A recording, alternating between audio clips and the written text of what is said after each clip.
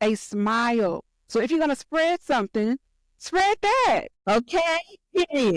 Can we do that? So Yes.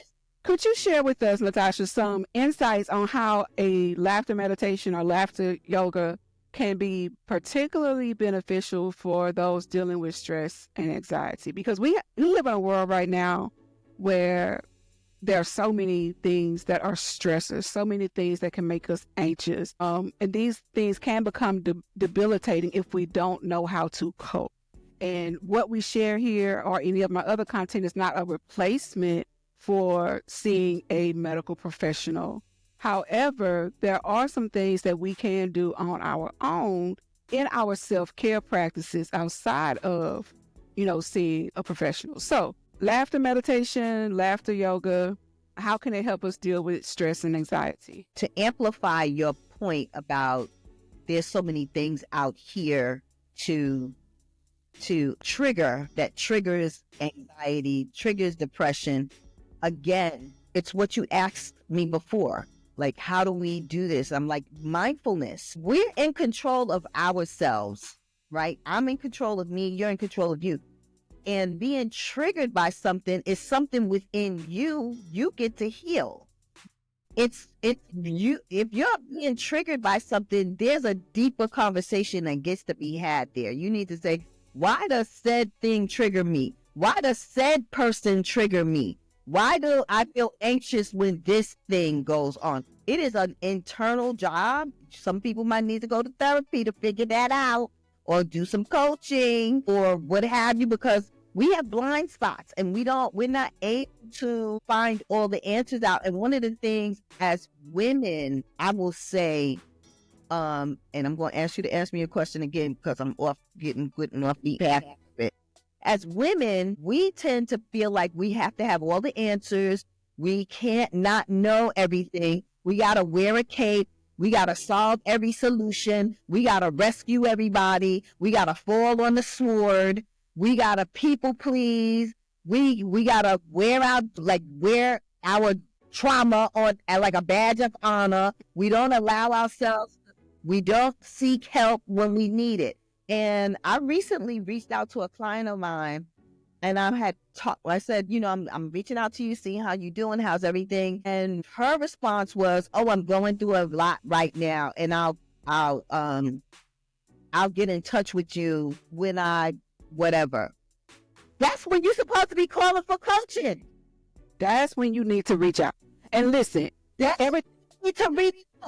everything you just shared, Natascha, I think it's because we have been programmed to be strong, to be resilient. Don't let them see you sweat. No, for everybody who's watching or listening to this, I want you to hear us and hear us clearly. If you don't stop and take care of you and fix those things, who's going to replace you? And I'm not talking about, they can get somebody else to do it. No, who's going to replace you in your life? Because chronic stress, anxiety, all these other things are deadly. Okay, they call stress the silent killer. Myself included. I'm recovering or have recovered from chronic stress, burnout, dealing with daily anxiety. I know that sometimes in communities of color, we are told to work harder to prove ourselves, and we end up trying to prove ourselves in every aspect of life. We want to be better. And there's nothing wrong with wanting to, improve. But when we become obsessed, when we sacrifice ourselves for the benefit of others, it's not cool. Nobody wins. And if you're not teaching other people how to do things for themselves because you're always jumping in to save the day, you're creating a system that sets you up to fail. And that's why I will die on the proverbial hill of talking about self-care, going to therapy, taking care of you first, putting on your oxygen mask. Because if you're taking care of them and you're taking care of them and you're taking care of them and nobody's pouring back into you, you don't have anything else to give. So that's why it's important that you find a moment for you, make time for you, and do that deep personal work. When those triggers come up, I talk to parents all the time. Kids do things a lot of times unintentionally from my experiences, and they trigger adults because those adults are facing something inside of them that has yet to be healed. And so it's like, wait, this thing came up. Instead of reacting in a way that's not beneficial for you or others around you or in your life, get healed. And healing can be heavy and hard, but it is so worth it to unlearn those things and recognize those patterns that got you in the space of where you are. We're going to go back to the content, but first, make sure you subscribe and turn your notifications on. Also, check out the description so that you can get your copy of the free ebook to help you learn more about how emotional freedom technique tapping can help you in your busy life. Now back to the video. Yes. So it's deeper, right? So it's deeper than, we're going a layer deeper. And I love to go the layer deeper because a lot of times people say things like self-care, anxiety, stress. You use those terms and they're not really, they're saying, do this thing. I could give you all the techniques and I have a lot of them. But if you're not healing, they're not going to help you. You're still going to be triggered. You still get anxious. You're still going to stress out. Because you're not, it's a Band-Aid until you treat the wound. Until you treat the wound, it's just a Band-Aid. And we're not trying to be Band-Aid around here. We trying to get you to treat the wound. And this idea of like you're perfect or you can't make any mistakes or you don't give yourself room to be human and have issues, make a mistake, have problems, and look to heal them. This is where we get to go. And to your point, I totally align with what you're saying, the programming of women. I personally believe that we've been taught from very early age, from toddlers, that we need to be good girls, be nice, don't ruffle anybody's feathers, don't be too sexy, but make sure you able to get that partner, that man, or whatever. Be feminine, but not too sexy. Don't be loose. Right, exactly. So by the time, and we've just named a few, but by the time you reach 20, 18, 20, 21, you don't even know who the heck you are anymore because now you're just a zombieing around trying to get that husband, and living up to the societal standards of what you should be as a woman. And what I find with my clients, by the time they get in their mid-50s or their early 50s, they have had enough. And they're like, I'm no longer passionate about this thing I've been doing all my life. Like whatever it was, whatever their career is, they may go through a divorce. They don't even know who they are because they've been so-and-so's wife and so-and-so's mother. I don't know, people who have children, you're Frank's, so you're Johnny's mom or Susie's mom, right? So that's who you become. And you lose your identity. So because you don't even know who you are, and then you get married or you have children or both, and then you lose your identity until and there's a switch that starts going off in you that's like, I done had enough of this. I'm not dealing with this crap no more. And then you're lost because you're like, I feel stuck. I don't know what to do, but I know I need to do something different. Or you're saying, I'm too old to get a new career. I'm too old to start that business. I'm too old to do all those things. And I'm the first one to tell people, you're not too old, because I got on national TV at age 60. So you can't,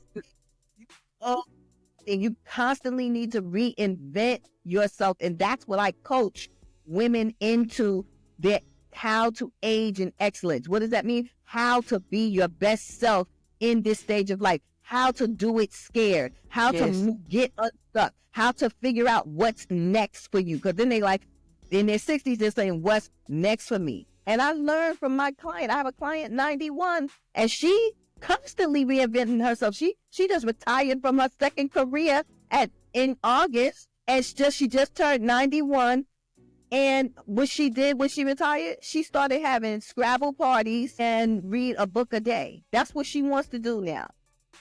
And and she went to Portugal last year. I love it. Right now, taking a vacation in Pennsylvania, chilling for a week. You know, this is what we do. We gotta, your life isn't over because you turn a certain age, and that's where the taking care. What I'm hearing you say, taking care of yourself. I call it personal development, because your personal care is different than my personal care. So the self-care is really a personal care. Because some people don't like to journal, but they like to meditate. Some people don't like to, lift weights, but other people like to exercise. They like to walk. They like to take group classes. They may not do the working out by themselves. It's all signature, personalized to you. And so we get to take a deeper dive into what it is that I want after my children leave home and they go to college, after if I'm divorced or my husband pass away, what's next for me? That's what I'm working on with women, because some of us, and I see some of my friends like that, like they're just they're stuck in this thing, and I can see their spirit is dying for something else, but they just are so fixed, and they don't know. And they don't even know how to ask for help. And we got to get over that as women. Ask help. Yes.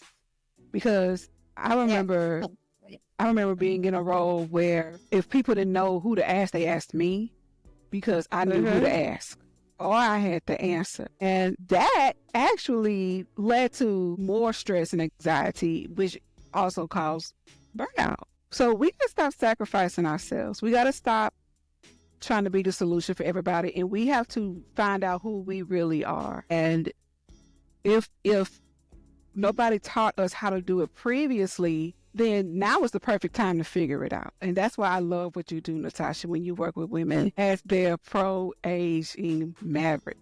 I'm telling you, because I've been through a lot of that stuff they're going through. Like I can support you, because I know what it's like to, like, people don't know this, but I have a son. My son has been in and out of jail. I know what it's like to have a child in prison. I know what it's like. My son was shot. I know what it's like to have a child. I know what it's like to lose people you love. I lost my father and my brother died 2 weeks apart in the same month, same year. I know what it's like to lose a loved one, people in your family.